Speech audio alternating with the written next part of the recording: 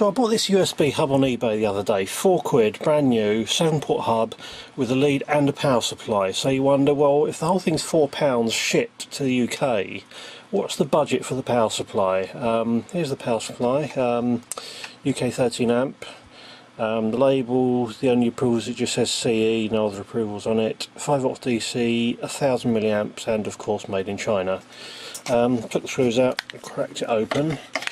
First thing I noticed, the board is just sort of shoved in place with this bit of foam rubber. There are actually two slots either side, but they sort of decided they were going to save a fraction of a cent and trim the board a little bit too short to fit the other slot. So look at itself, we've got the two wires soldered in, sort of fairly thin flimsy wires as you'd expect. No fuse, looks like they're using this resistor as a fuse. Now this part here, it says Q1. I'm not sure if that's actually a transistor or a chip, but that's pretty much the only active component in the whole thing.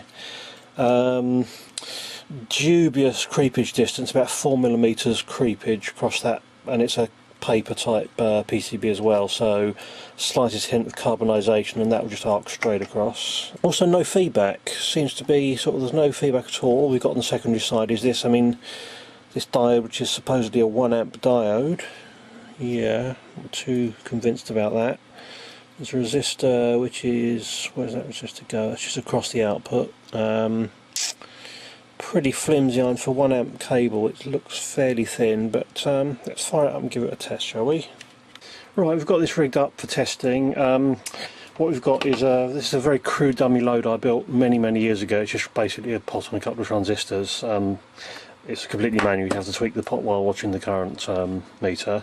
This is showing the voltage at the end of the cable, this is showing the current, and this is actually showing the current at the beginning of the cable, so we can see how much we're actually losing over these rather flimsy little cables. This is plugged into a power meter. This is one of these cheap plug-in jobs. I'm not really that convinced how accurate it's going to be at these sort of low power levels, but let's just see what we get. Right, let's turn it on and see what happens, shall we?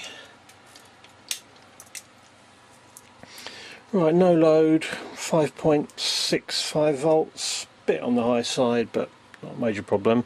This power meter showing 0. Now I suspect it could be the power meter just will show 0 below a certain value to avoid giving an inaccurate reading right at the bottom of its range, so I don't totally believe that. So let's give it a bit of load, see what happens. Right. Take it up to 100 milliamps. 100 milliamps, we're now seeing reading 6.99, 7 watts on there, so for half a watt out we're putting 7 watts in, so I don't know how accurate that is, but I'm not expecting this thing to be super efficient anyway. Output's dropped 5.05 and 5.21 at the start of the cable, so we're losing about 0.15 of a volt over the cable. So let's increase the current, let's go up to 250 milliamps. So 250. Output's down to 4.4 volts, 4.8 here, so losing 0.4 across the cable, 9.3, so we're not drawing that much extra power. Let's keep going. So yeah, 400 milliamps, right, we're now down to 3.7 odd here, which is a bit ridiculous, 4.3, so we're losing 0.6 over the cable, but even the voltage on the output at half its rated load is like 4.2, which is pretty pathetic. And let's see if we can actually get it anywhere near its normal rating. Let's try 600 milliamps, we're down to 2.4 volts, which is just a joke, absolutely ridiculous. 3 volts coming out of it. Rubbish, complete and utter rubbish. Can we even get its full rating of 1 amp out there? I'd be quite surprised. No, it's pretty much down to its short circuit mode now. So 0.2 volts at the end of the cable, 1.2 volts coming out. 720 milliamps. Interesting, the current, the power draw, 9.3 watts. Interesting, a lot of that is presumably going to be being dissipated as heat coming off this thing, so let's probe around it with a thermometer to see if anything's getting particularly hot. So, yeah, we've got that device there is up to 77 degrees. So that's getting pretty warm. Oh, 50. It's quite hard to aim this thermometer on a small target. I go 50, 60, 70. Yeah, 73 degrees. Not really acceptable. I don't know how long that would last long term. Don't propose leaving it on overnight to check. Thank you very much. So basically the nameplate rating's a joke. I mean, this thing would light the LED on the USB hub. It might be okay for like 100 milliamps, but there's no point in using a powered hub before you're going to pull his 100 milliamps out of it. I mean, it's a total waste of time.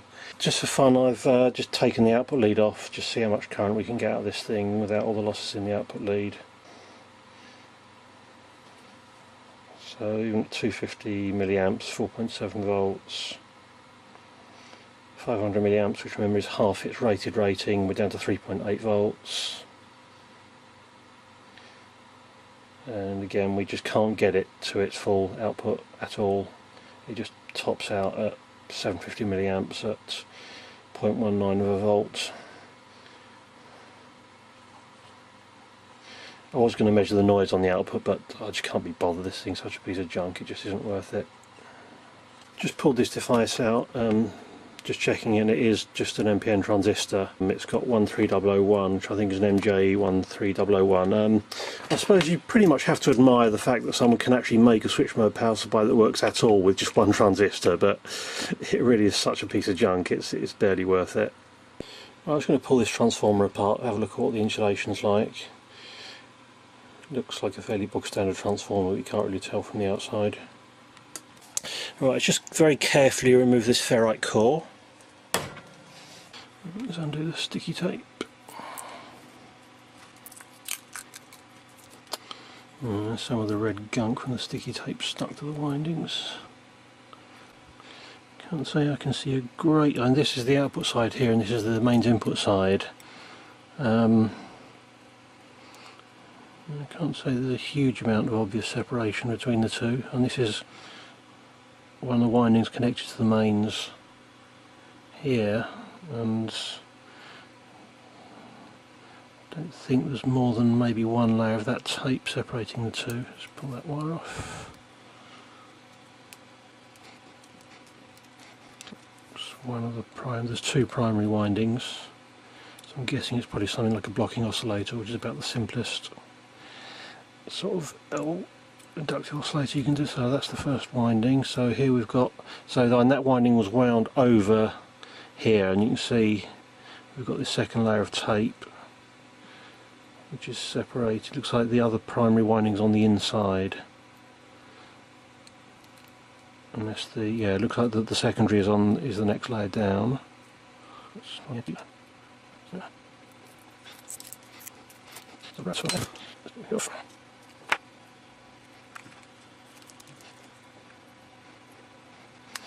Right, the tape for the inner primary looks fairly intact, but I mean, I can't say I'm super impressed by the separation in this.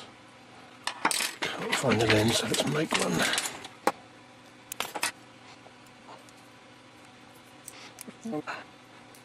Yeah, and that pretty much looks like it's just one single layer of, something that's pretty much like sellotape separating the mains from your USB devices.